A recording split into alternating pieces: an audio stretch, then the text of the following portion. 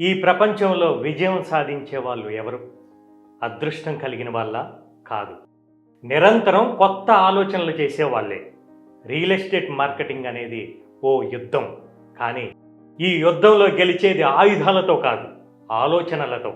మీరు ఓ sales person కాదు, మీరు డ్రీమ్ బిల్డర్.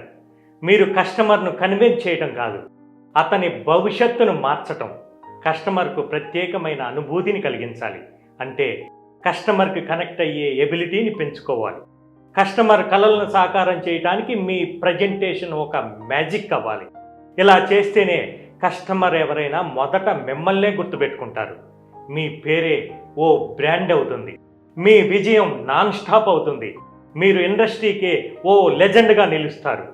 పోటీని గెలవాలనుకోవద్దు, పోటీని మిగిలిన వాళ్ళు ఫాలో అయ్యేలా చేసుకోండి. ఈరోజే మనలో ఉన్న ఎనర్జీని రెట్టింపు చేద్దాం. క్రియేటివిటీతో మార్కెట్ని ఊపేద్దాం. మన పేరే విజయగాథగా మార్చేద్దాం. రియల్ ఎస్టేట్ చరిత్రలో మన ముద్ర వేసేద్దాం.